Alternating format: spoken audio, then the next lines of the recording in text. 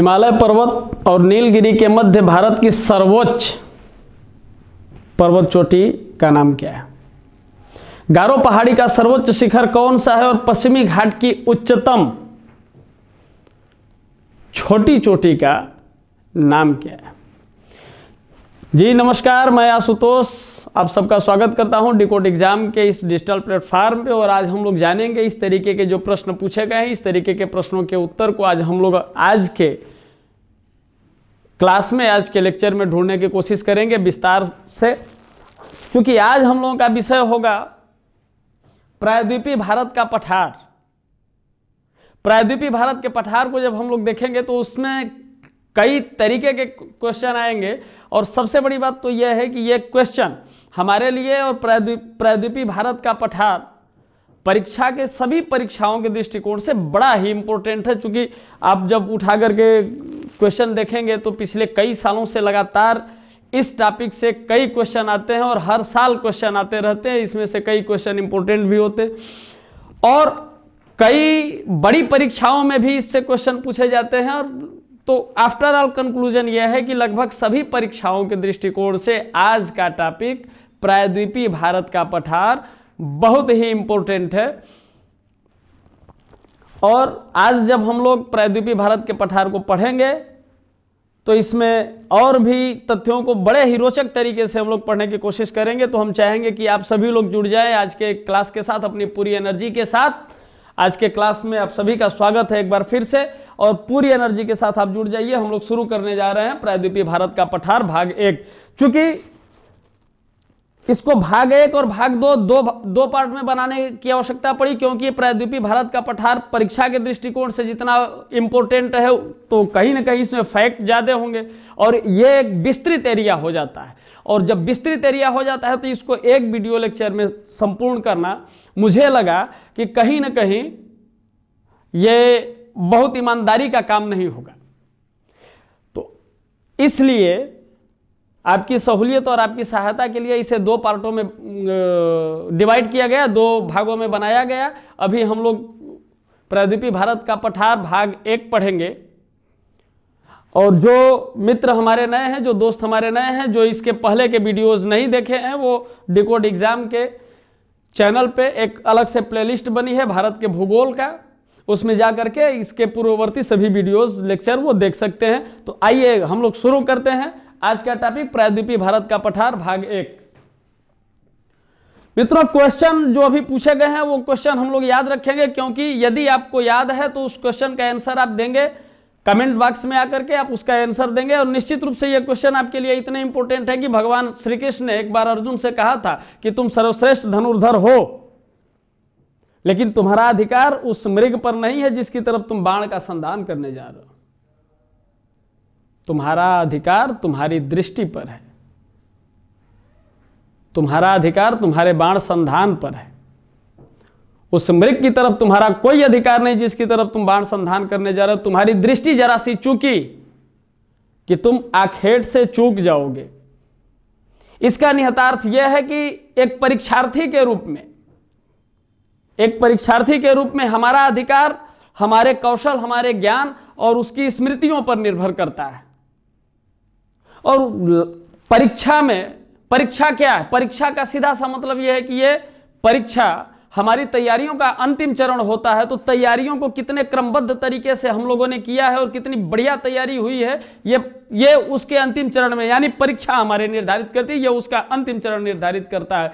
तो हमारा अधिकार हमारे अपने ज्ञान पे, हमारे अपने कौशल पे, हमारी अपनी स्मृतियों पर है। उस परीक्षा पर या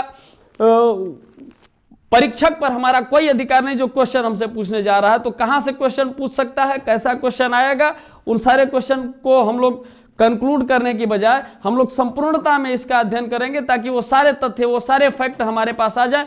फैक्ट तो किताबों में भी है दोस्तों, लेकिन हम लोग इस वीडियो को इसलिए देखना पसंद करेंगे, हम लोग इसलिए इस तरह से पढ़ने की कोशिश करेंगे, क्योंकि कहीं ना कहीं इसके पहले वीडियो में हम लोग नजरिए पे चर्चा किए थे। वो नजरिया क्या होना चाहिए, पढ़ने का तरीका कौन सा होना चाहिए, किस तरीके से हमें आसानी होगी, कैसे हम लोग याद रखेंगे और किस तरीके से हम लोग चीज़ों को सिस्टमेटिक तरीके से देखेंगे, वो देखते हैं आज के वीडियो में।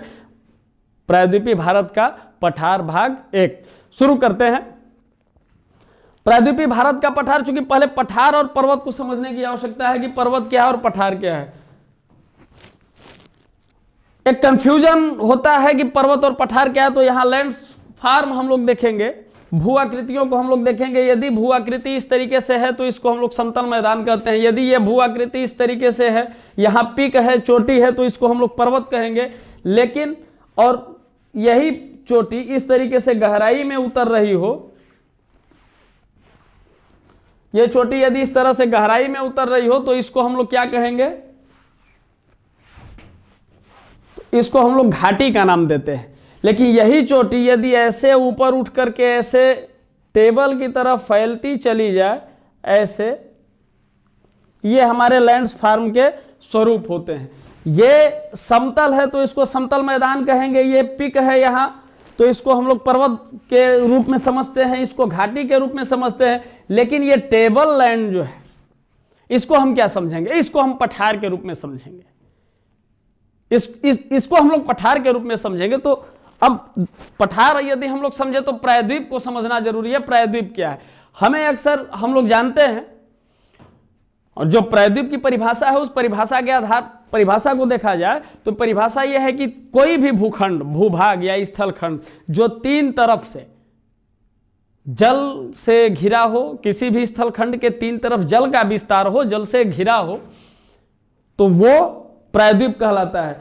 हम लोग देखते हैं कि हमारे पूर्व में बे ऑफ बंगाल, इधर अरब सागर, हिंद महासागर, ये तीन तरफ से भारतीय भूभाग को घेरे हुए है, भारतीय प्रायद्वीप है। लेकिन दक्षिण का पठार या प्रायद्वीपीय पठार, इसका विस्तार क्या है? क्योंकि इसके पहले हम लोगों ने डिस्कस किया था, प्राकृतिक विभाजन को जब हम शुरू करने वाले थे, अवस्थिति और विस्तार को जब हम लोग पढ़े थे, तो प्राकृतिक विभाजन से पहले हम लोग हिमालय की उत्पत्ति या भारत का परिचय में हम लोगों ने, उस वीडियो में हम लोगों ने देखा कि भारत का निर्माण कैसे हुआ। उसमें हम लोग वेगनर के महाद्वीपीय सिद्धांत के विषय में भी चर्चा किए, पैंजिया और पैंथालासा के भी विषय में चर्चा किए। और हम लोगों ने ये देखा कि भारत पैंजिया, गोंडवाना लैंड का जो पार्ट था, गोंडवाना लैंड का जो हिस्सा था, ये दक्षिणी गोलार्ध में स्थित था, लगभग 50 डिग्री दक्षिण में था ये। और यहाँ से धीरे धीरे उत्तर की तरफ खिसकते हुए भारत का भूभाग, ये गोंडवाना लैंड से अलग होकर के भारत का भूभाग जब ये उत्तरी अक्षांश में आता है, यूरेशियन प्लेट से टकराने के बाद हिमालय का निर्माण होता है। बीच में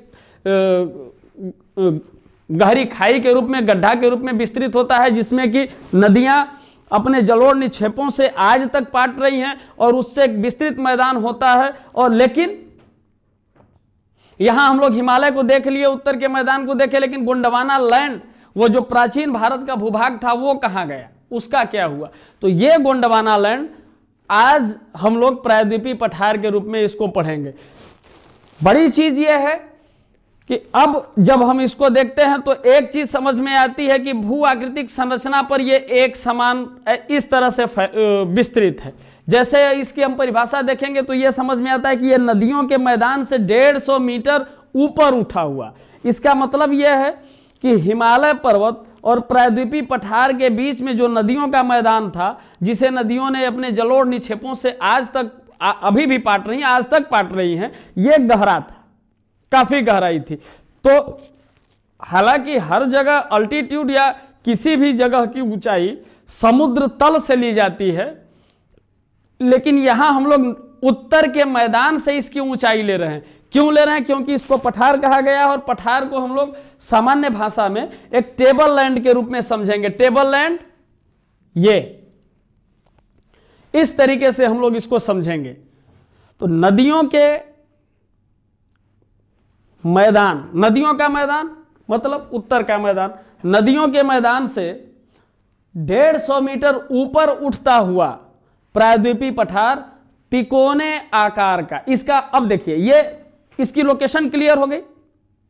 लोकेशन क्लियर होने के बाद इसका आकार क्या है, इसका स्वरूप क्या है, तो ये तिकोने आकार का है। चूंकि हम लोग उसमें भी देखे थे, गोंडवाना लैंड जब आगे धीरे धीरे ये टेक्टोनिक प्लेट आगे खिसक रही है, तो उसमें हम लोग देख रहे हैं कि भारत का जो विस्तार है वो किस तरीके से है। तो इसमें तिकोने आकार को एक बार हम लोग देखेंगे। ये तिकोना आकार,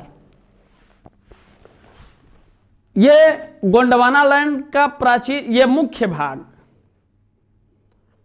तिकोने आकार का उपमहाद्वीप का सबसे प्राचीनतम हिस्सा है। अब देखिए यहां जब हम लोग गोंडवाना लैंड की बात करते हैं और जब गोंडवाना शब्द यहां आता है तो यहां एक चीज हम लोगों को देखना पड़ेगा, यहां हम लोगों को एक क्रम बनाना पड़ेगा कि ये जब सबसे प्राचीनतम भाग है तो यहां पूरा कैम्ब्रियन, आर्कियन, धारवाड़, कुड़प, मतलब जो भी चट्टानों का शैल क्रम एक बना हुआ है वो सारी चट्टानें हमें इसकी भूगर्भिक संरचना में देखने को मिलेंगी। लेकिन क्रिटेशस काल में जो एक नई चीज होती है, जो ये लावा का प्रवाह होता है, दक्कन ट्रैप का निर्माण होता है, ये एक नई चीज रही।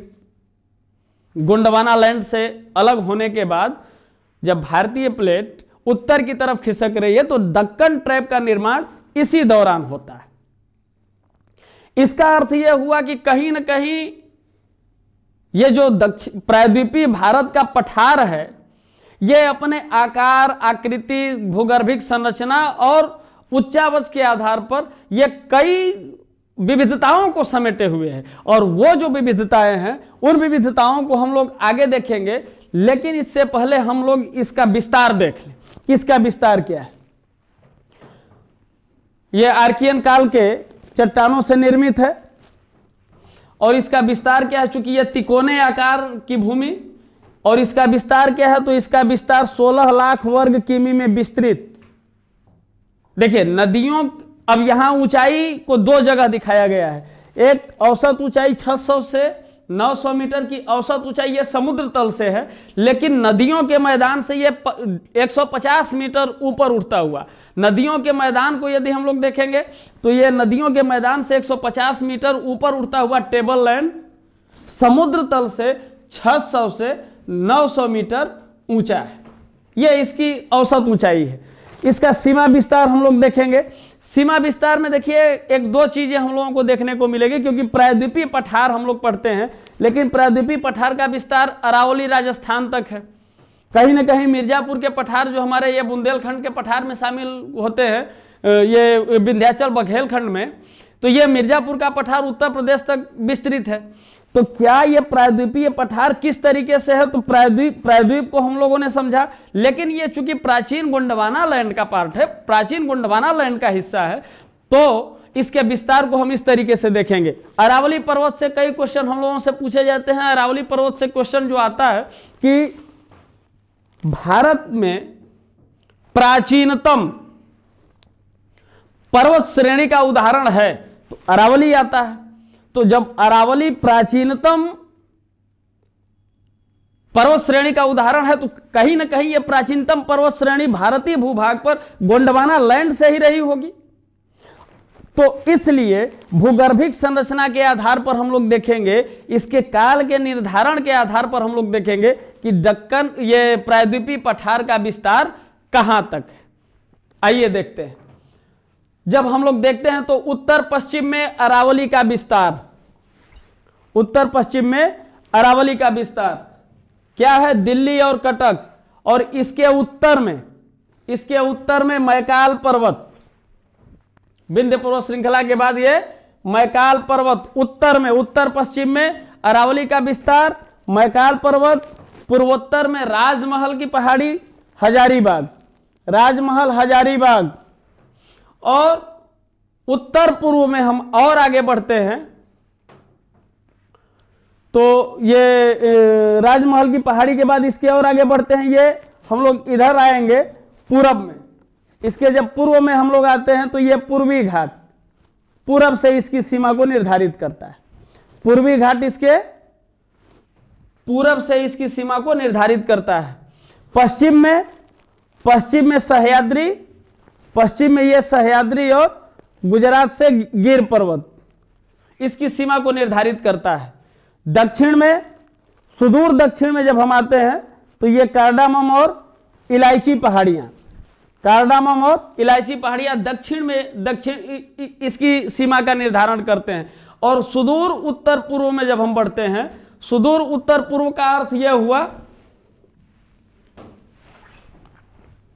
ये यहां से ऐसे जब हम देखते हैं तो ये हिमालय का विस्तार, ये पूर्वोत्तर की ये पहाड़ियां हो जाती हैं। लेकिन उत्तर पूर्व में ये जो है हमारा पार्ट, ये उत्तर पूर्व का शिलांग और करबी एंगलांग पहाड़ियां इसके उत्तर पूर्व का विस्तार है। एक बार फिर से हम लोग इसको समझेंगे कि इसका विस्तार कैसे है। तो इसका विस्तार ये उत्तर पश्चिम अरावली का विस्तार, उत्तर में मैकाल पर्वत के बाद उत्तर पूर्व में राजमहल और हजारीबाग, और सुदूर आगे हम लोग जब बढ़ते हैं तो ये शिलांग का पठार, मेघालय का पठार या करबी एंगलांग पठार इसको कहेंगे। पूरब में यह पूर्वी घाट इसकी सीमा तय करता है। पश्चिम में, पूरब हो गया, पश्चिम में देखेंगे सह्याद्री और गिर पर्वत इसकी सीमा को तय करता है। दक्षिण में इलायची और कार्डामम पहाड़ियां इसकी सीमा को तय करती हैं। इसमें 3-4 चीजों को हम लोग देखें। पहला प्रायद्वीप क्या, पठार क्या, इसका आकार क्या है, त्रिकोणीय आकार का है, कितने क्षेत्र में विस्तृत है, 16 लाख वर्ग किलोमीटर में विस्तृत है। इसके बाद हम लोग क्या देखें इसी में कि इसकी औसत ऊंचाई कितनी है, 600 मीटर से लेकर के 900 मीटर तक। इसका विस्तार हम लोग देखें। इस विस्तार के बाद हम लोग आगे बढ़ते हैं कि अब चूंकि ये तो संपूर्ण विस्तार हो गया इसका, कि ये प्रायद्वीपीय पठार का संपूर्ण विस्तार है। लेकिन इसमें, इस विस्तार में कई चीजें हमें जब हम लोग पढ़ते हैं तो एक विविधता पाते हैं। प्रायद्वीपीय पठार को जब हम लोग पढ़ेंगे तो कई तरीके की विविधताओं को हम लोग पाते हैं। उन विविधताओं के आधार पर हम लोग देखेंगे। और प्रश्न यदि आपको याद हो, या हम एक बार फिर अपना प्रश्न दोहराते हैं कि हिमालय पर्वत और नीलगिरी, हिमालय पर्वत उत्तर और नीलगिरी दक्षिण के मध्य स्थित भारत का सर्वोच्च शिखर, ध्यान रखिएगा, भारत का सर्वोच्च शिखर कौन सा है? आंसर आप लोग कमेंट बॉक्स में दे सकते हैं, या आंसर अब प्रतीक्षा करें, साथ साथ चलें, आंसर लेते चलते हैं हम लोग। उच्चावच मतलब भू आकृतियों के आधार पर और इसके विविधताओं के आधार पर, इसके लक्षणों के आधार पर हम लोग प्राकृतिक रूप से प्रायद्वीपीय पठार को अब 3 पार्ट में हम लोग डिवाइड करेंगे। इसका जब वर्गीकरण करेंगे तो वर्गीकरण का आधार वही भू आकृति होगा, विविधताएं होंगी तमाम तरीके, और इसकी भूगर्भिक संरचना और भी बहुत सारी चीजें हैं, उसको हम लोग देखेंगे। और ये अध्ययन के दृष्टिकोण से भी हम लोगों के लिए काफी इजी होगा। तो जब हम लोग देखते हैं तो सबसे पहले जो इसको बांटा गया है, जो शब्द दिए गए हैं, जो टर्म्स दिए गए हैं, वो है मध्य उच्चवर्ती भूमि। मध्यवर्ती उच्च भूमि के विषय में जब हम लोग पढ़ते हैं तो सबसे पहले हम लोग कहां देखेंगे, तो इसका जो उत्तर पश्चिम का विस्तार रहा है, उत्तर पश्चिम के विस्तार में हम लोग देखेंगे अरावली पर्वत। लेकिन मध्य उच्चवर्ती भूमि के बाद क्या, अब देखिए हम लोग 2-3 चीजों को देखेंगे कि जब इसके विस्तार को हम लोग देखें तो बीच में ये छोटी पहाड़ियां, फिर पूरब उधर शिलांग में भी हम लोग चले गए, दक्षिण में भी आ गए। तो क्यों ना इसको जब 2-3 पार्ट में डिवाइड किया गया तो वो विभाजन क्या क्या है उसको हम लोग देख लेते हैं। तो उस विभाजन को हम लोग देखेंगे तो स्पष्ट रूप से यहां विभाजित कर दिया गया है कि ये सेंट्रल हाईलैंड और ये डेक्कन प्लेटू। और इसको जब हम लोग देखेंगे गारो, खासी, जयंतिया, मिकिर और रंगमा पहाड़ियों को, तो इसको हम लोग मेघालय पठार में देखेंगे। ठीक है, अब जब ये 3 मेजर पार्ट में हम लोग डिवाइड कर दिए तो इस मेजर पार्ट में और कौन कौन से पार्ट आएंगे, तो पहले हम लोग मध्यवर्ती उच्च भूमि को देखेंगे। मध्यवर्ती उच्च भूमि में अरावली श्रेणी सबसे पहले, उत्तर पश्चिम का विस्तार, मालवा का पठार, ये अरावली श्रेणी से लगा हुआ बुंदेलखंड का पठार, इसके ये अरावली से और पूरब हम लोग बढ़ते हैं विंध्याचल और बघेलखंड का पठार और छोटा नागपुर का पठार। तो मध्यवर्ती उच्च भूमि को जब हम लोग पढ़ना शुरू करेंगे इसको, तो जब मध्यवर्ती उच्च भूमि को हम लोग पढ़ना शुरू करेंगे तो ऐसे हम लोग पढ़ेंगे, यानी पश्चिम से पूरब की ओर। अब हम लोग इसको और डिफाइन करते हैं। देखिए हर टॉपिक से हमको क्वेश्चन है, हर टॉपिक से जब हमारे पास क्वेश्चन है तो पहले हम लोग टॉपिक में पढ़ना क्या क्या है यह समझना जरूरी है, इसको हम लोग समझते हैं। दक्कन का पठार में सबसे पहले हम लोग पढ़ेंगे सतपुड़ा की श्रेणी। महाराष्ट्र का पठार सतपुड़ा से लगा हुआ। महाराष्ट्र के पठार के बाद हम लोग थोड़ा सा और पूरब बढ़ते हैं, महानदी बेसिन और उड़ीसा का पठार, महानदी बेसिन और उड़ीसा का पठार। इसके बाद इसके थोड़ा सा नीचे आते हैं दंडकारण्य यानी बस्तर का पठार, अबूझमाड़, अरे भाई जहां ये लौह अयस्क के लिए प्रसिद्ध अबूझमाड़ की पहाड़ी। उसके बाद हम लोग बढ़ेंगे तेलंगाना का पठार, फिर कर्नाटक का पठार, तमिलनाडु का पठार और पश्चिमी घाट और पूर्वी घाट, पश्चिमी घाट और पूर्वी घाट। इस तरह से दक्कन के पठार को हम लोग अलग करके पढ़ेंगे। आगे जब हम लोग बढ़ेंगे तो गारो, खासी, जयंतिया, मिकिर और रंगमा को हम लोग मेघालय के पठार में उत्तर पूर्वी पठार या मेघालय का पठार हम लोग पढ़ेंगे। आइए हम लोग आगे बढ़ते हैं। अरावली पर्वत श्रृंखला, अरावली को जब हम लोग देखेंगे तो अरावली में चूंकि हम लोग ये क्लियर हो गए कि ये गोंडवाना लैंड का पार्ट है, इसको ये प्रायद्वीपीय पठार का विस्तार है, भारतीय प्रायद्वीपीय पठार का विस्तार है। तो अब इसको जब मध्यवर्ती उच्च भूमि सेंट्रल हाईलैंड्स में जब हम लोग पढ़ रहे हैं तो सेंट्रल हाईलैंड्स को भी कई पार्ट में डिवाइड किया गया। अरावली, बुंदेलखंड, विंध्याचल, बघेलखंड, छोटा नागपुर, जब इस तरीके से इसको अलग किया गया है तो निश्चित रूप से इसमें कुछ विविधताएं होंगी, इसके कुछ लक्षण होंगे, इसका अपना एक नेचर होगा, उसको हम लोग देखेंगे। तो अब देखते हैं, चूंकि एक बार पहले अरावली से सबसे ज्यादा प्रश्न आता है इसके काल को लेकर के, इसका जो समय था, और कई बार इसको पूछा भी गया है, कई बार इसको पूछा जाता भी है और पूछा जाएगा। ये बड़ा इंपॉर्टेंट टॉपिक है अरावली, हमेशा एक प्रश्न पूछता है, एक प्रश्न तो निश्चित रूप से आता है, आप अरावली से एक प्रश्न निश्चित रूप से आएगा। और कई प्रश्नों का जब एनालिसिस आप करेंगे तो ये समझ में आता है कि इसके काल को लेकर के, इसके टाइम को लेकर के, इसके युग को लेकर के बहुत सारे प्रश्न किए जाते हैं। वो प्रश्न होता है कि भारत में प्राचीनतम पर्वत श्रेणी का उदाहरण है, या भारत में सबसे प्राचीन पर्वत श्रेणी कौन सी है, इस तरीके से प्रश्न आते हैं। तो इसको हम लोग देखेंगे तो ये अरावली श्रेणी पूरा कैम्ब्रियन युग, पूरा कैम्ब्रियन युग मतलब अति प्राचीन काल, अति प्राचीन काल, पूरा कैम्ब्रियन युग के, पूरा कैम्ब्रियन युग का निर्माण, पूरा कैम्ब्रियन युग में इसका निर्माण होता है शैल, क्वार्ट्ज, नीस तथा शिष्ट शैलों से निर्मित। अब इसमें चट्टान कौन कौन सी पाई जाती है, तो पूरा कैम्ब्रियन काल की जो चट्टानें हैं, क्वार्ट्जाइट, नीस और शिष्ट शैलों से निर्मित यह श्रेणी। अब इसका विस्तार कहां से कहां तक है, इसका विस्तार पालनपुर, राजस्थान, दिल्ली होते हुए यहां से लेकर के यहां तक 800 किमी का विस्तार है। इसका 800 किलोमीटर का विस्तार अरावली श्रृंखला का है। अरावली श्रृंखला को अलग अलग जगहों पे अलग अलग नाम से हम लोग जानते हैं। जैसे उदयपुर के उत्तर पश्चिम में हम बढ़ते हैं तो इसको जरगा पहाड़ियों के नाम से जाना जाता है। टोडगढ़ के समीप हम लोग बढ़ते हैं तो इसे मारवाड़ की पहाड़ियों के नाम से जाना जाता है। अलवर के पास जब हम लोग बढ़ते हैं तो हर्षनाथ के नाम से इसको जानते हैं।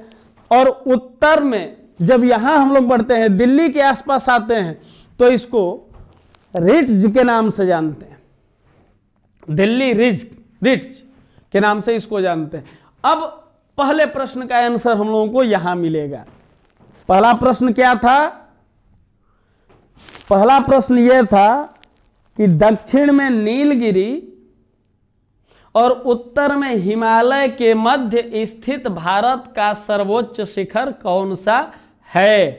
तो सर्वोच्च नीलगिरी और हिमालय के उत्तर में सर्वोच्च, हिमालय के मध्य, उत्तर में हिमालय के मध्य का सर्वोच्च शिखर गुरु शिखर, 1722 मीटर ऊंचा गुरु शिखर आबू की पहाड़ियों में स्थित है, यानी कि अरावली पर्वत श्रृंखला का भी सर्वोच्च शिखर आबू की पहाड़ियों में स्थित गुरु शिखर 1722 मीटर ऊंचा। और देखिए इसमें दो तीन एक क्वेश्चन तो पहले ही था, उसका आंसर हमने दिया, लेकिन अब दूसरा क्वेश्चन ये आ गया कि अरावली पर्वत श्रृंखला का सबसे सर्वोच्च शिखर कौन सा होगा, तो गुरु शिखर होगा। इसकी ऊंचाई क्या होगी, 1722 मीटर। ये क्लियर। अब गुरु शिखर और गुरु शिखर को आबू से कौन अलग करता है, तो गोरान घाट दर्रा। गोरान घाट दर्रा गुरु शिखर को आबू पर्वत से अलग करता है। यह तीसरा फैक्ट हम लोगों का है। अब इसके बाद हम लोग बात करते हैं अरावली के पश्चिम से लूनी नदी और ये माही नदी इसके पश्चिम से बहती है, और पूर्व की तरफ बनास नदी, इधर पूर्व की तरफ बनास नदी का विस्तार है, बनास नदी प्रवाहित होती है। इसमें कौन कौन से बेसिन आते हैं, तो चंबल बेसिन, बनास का मैदान, माही का मैदान, माही के मैदान को छप्पर मैदान भी कहा जाता है। महान सीमा अरावली श्रेणी को विंध्य पर्वत से अलग करती है। विंध्य पर्वत श्रृंखला से अरावली पर्वत को अलग करने वाली सीमा महान सीमा या जीवीएफ सीमा है। आगे हम लोग बढ़ते हैं। आगे मालवा का पठार, मालवा का पठार, मालवा के पठार के विषय में, मालवा किस चीज की खेती के लिए प्रसिद्ध है, ये एक नया प्रश्न भी हमारा हो सकता है, चूंकि हालांकि इस प्रश्न का बहुत औचित्य नहीं है, लेकिन आपको याद करने के लिए, आपकी याददाश्त के लिए, और कभी कभी लोग निश्चिंत हो जाते हैं, तो ये सरप्राइज क्वेश्चन था कि मालवा किस चीज की खेती के लिए प्रसिद्ध है। बड़ा अच्छा लगेगा, मुझे बड़ी खुशी होगी कमेंट बॉक्स में आकर के यदि आप इसका जवाब देते हैं। आइए अब मालवा के पठार को हम लोग पढ़ते हैं। उत्तर में अरावली और दक्षिण में विंध्य, दक्षिण में इसके विंध्य का विस्तार, पूर्व में बुंदेलखंड, मतलब उत्तर में अरावली, दक्षिण में इसके दक्षिण में विंध्य पर्वत श्रृंखला है, और पूरब में बुंदेलखंड के मध्य। देखिए कितना बढ़िया तरीके से इसकी व्याख्या की गई है कि उत्तर में अरावली, दक्षिण में विंध्य और पूर्व में बुंदेलखंड के मध्य लावा से निर्मित मालवा का पठार काली मिट्टी का समप्राय मैदान है। इसमें विस्तार भी शामिल है, यह किससे बना है वो भी है, और यह किस प्रकार का है वो तीन चीजें इस दो लाइन में शामिल है। उत्तर में अरावली, दक्षिण में विंध्य, पूरब में बुंदेलखंड से घिरा हुआ, और यह काली मिट्टी का है। मालवा में काली मिट्टी का प्रसार ज्यादा है। निर्माण किससे हुआ मालवा के पठार का, तो लावा से हुआ है। और ये मैदान कैसा, ये कैसा पठार है, तो ये समप्राय मैदान है। लगभग ये इसको हम समतल मैदान की संज्ञा दे सकते हैं, समप्राय मैदान है। और इसकी विशेषता क्या है, इसका जो अपवाह तंत्र है वो दो तरफ अपवाह तंत्र है। एक अरब सागर की तरफ जिसमें नर्मदा, ताप्ती और माही नदियां हैं, और दूसरा बंगाल की खाड़ी, चंबल, सिंध, केन और बेतवा, ये बंगाल की खाड़ी की तरफ जो ये सहायक नदियां हैं, हमारी हिमालयी नदियां, उनमें उनकी ये सहायक नदियां उसमें जाकर के ये मिल जाती हैं। तो इसका अपवाह तंत्र दो हुआ। बड़ी चीज ये है कि हम लोग इस पर बात करेंगे कि अपवाह तंत्र पर, क्योंकि जब हम लोग दक्षिण के पठार को पढ़ना शुरू करते हैं तो दक्षिण का जो प्रायद्वीपीय पठार का हमारा मुख्य भाग है वो दक्षिण से ये ऊंचा है, और क्रमशः उत्तर की तरफ ये ढलान पर आता है। यही कारण है कि प्रायद्वीपीय पठार की सबसे ऊंची चोटी सबसे दक्षिणी छोर पर अनाईमुड़ी, अन्नामलाई पहाड़ियों में स्थित है। तो वहां से ऊंचाई का प्रसार होता है और क्रमशः ये अवरोही क्रम में आगे बढ़ता चला जाता है। इसीलिए हमने एक प्रश्न किया था कि पश्चिमी घाट की उच्चतम छोटी चोटी का क्या नाम। इसको जब यह प्रसार है तो एक्सीडेंट जो हुआ था, वो जो एक घटना घटी थी, उस घटना के परिणाम स्वरूप इसका जो ढाल बना, वो ढाल इसका इस मैप में हम लोग देखेंगे कि इसका ढाल इस तरह से पूरब की तरफ, यह पूरब की तरफ ढाल है। यह प्रायद्वीपीय भाग हमारा हल्का सा पूरब की तरफ हो गया। जल का एक स्वभाव है कि वो जिधर झुकाव पाता है उधर बहता है, लेकिन इसको आगे और हम देखेंगे कि यह पश्चिम की तरफ जो प्रवाह होता है, यह पश्चिम का अपवाह तंत्र किस तरीके से, जब हम नदियों का अपवाह तंत्र पढ़ेंगे तो उसमें इस क्वेश्चन को और विस्तार से समझेंगे, इस चीज को और विस्तार से समझेंगे। ठीक है, आगे बढ़ते हैं। इसके उत्तर में ग्वालियर की पहाड़ियां प्रमुख है। ग्वालियर की पहाड़ियां किसके उत्तर में स्थित हैं? मालवा के पठार के उत्तर में ग्वालियर की पहाड़ियां प्रमुख हैं, और यह भारत का सर्वाधिक गली अपर्दित क्षेत्र है। गली अपर्दित क्षेत्र का क्या अर्थ हुआ? तो जो नर्मदा रिफ्ट बोला जाता है, इसको पहले हम लोगों को समझना पड़ेगा कि गली अपर्दित क्या है। जैसे ये दो प्लेट हम लोग बना लेते हैं, ये दो प्लेट हो गई। ये प्लेटें इस तरीके से हैं, एक समान है, एक बराबर है, लेकिन इन दोनों प्लेटों के दूर खिसकने या इन दोनों प्लेटों के बीच में ये कोई भाग नीचे हो जाए, नीचे दब जाए, तो आकृति कैसे हो जाएगी हमारी? इस आकृति को हम लोग फिर से देखेंगे। ये आकृति हमारी कैसे हो जाएगी? तो ये आकृति इस तरीके से हमारी होगी। ये एक प्लेट हमारा हो जाएगा और ये दूसरा प्लेट हमारा हो जाएगा। ये इस तरीके से, लेकिन ये जो बीच का ये जो गैप हमारा बन रहा है, ये गैप प्लेट के नीचे, प्लेट नीचे हुआ, तो ये भ्रंश जो पैदा होता है, यही भ्रंश घाटी कहलाती है। और ये ज्यादा गली, सबसे ज्यादा गली अपर्दित क्षेत्र का क्या मतलब है? तो हम लोग देखते हैं कि ये नर्मदा रिफ्ट जो है, नर्मदा नदी घाटी, ऐसे नर्मदा नदी ऐसे बहती है, तो नर्मदा के बहाव ने इसका अपर्दन किया है, तो इसलिए इसको कहा जाता है कि यह भारत का सर्वाधिक गली अपर्दित क्षेत्र है। आगे हम लोग बढ़ते हैं। बुंदेलखंड का पठार। बुंदेलखंड के पठार को हम लोग समझेंगे। बुंदेलखंड का पठार, इसका विस्तार उत्तर में यमुना नदी, इसके जब हम उत्तर में बढ़ते हैं तो उत्तर में यमुना नदी, दक्षिण में विंध्य पर्वत, उत्तर पश्चिम में चंबल, इसके दक्षिण में विंध्य पर्वत का विस्तार ऐसे है, दक्षिण पश्चिम में चंबल नदी, और दक्षिण पूर्व में पन्ना अजयगढ़ की पहाड़ियां इसमें मिलती। यह इसका सीमाई विस्तार है। और यदि इसको हम देखें प्रादेशिक स्तर पर, तो प्रादेशिक स्तर पर उत्तर प्रदेश के बांदा, हमीरपुर जिला, जालौन जिला, ललितपुर तथा मध्य प्रदेश के दतिया, टीकमगढ़, छतरपुर और पन्ना जिले शामिल हैं इसके बुंदेलखंड के विस्तार में। अब विंध्याचल और बघेलखंड का पठार हम लोग देखेंगे। यह हमारा विंध्याचल और बघेलखंड का पठार, यह हमारा विंध्याचल और बघेलखंड का पठार।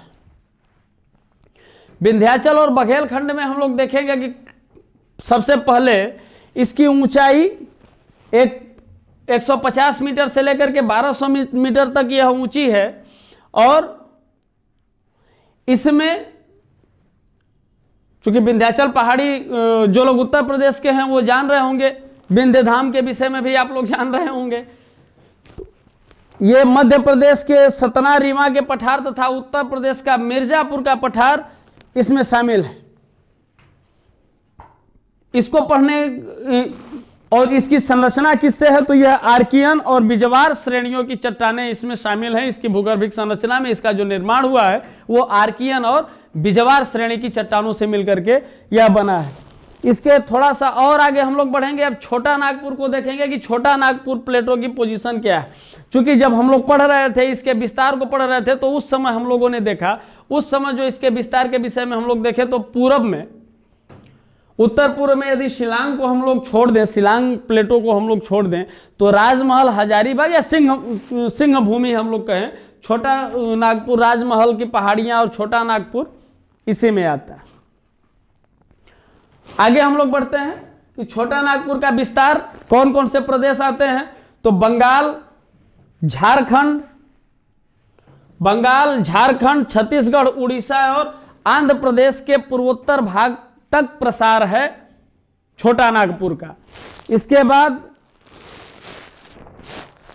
बाद जब हम लोग आगे बढ़ते हैं कि ये इसमें इसकी संरचना कैसे है, इसके चट्टानों का निर्माण, इसमें कौन कौन सी चट्टानें हैं, तो देखिए इसमें कई तरीके की विविधताएं पाई जाती हैं।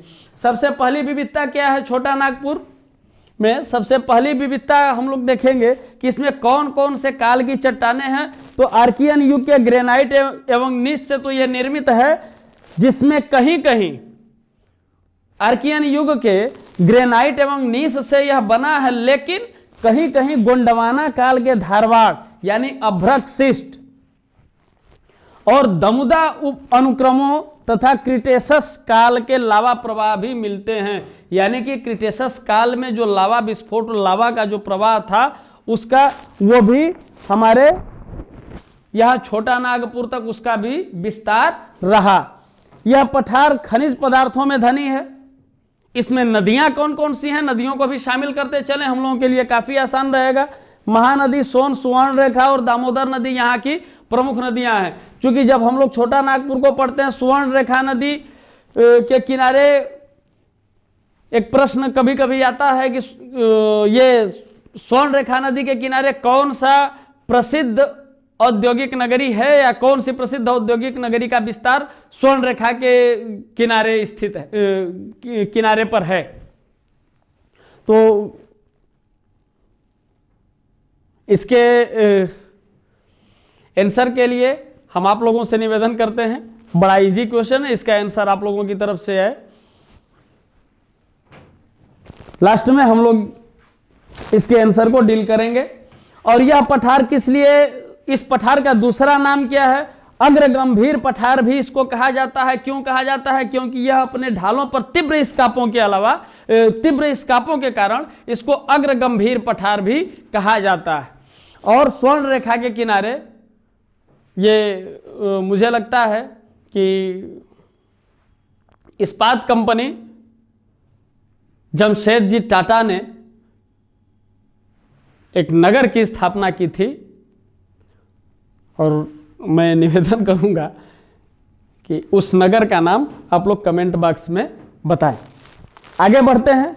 इस पठार को अग्रगंभीर पठार कहा जाता है, ये हम लोगों के लिए इंपॉर्टेंट विषय है, इसको हम लोग याद रखेंगे।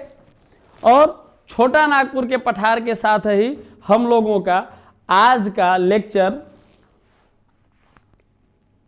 कंप्लीट होता है।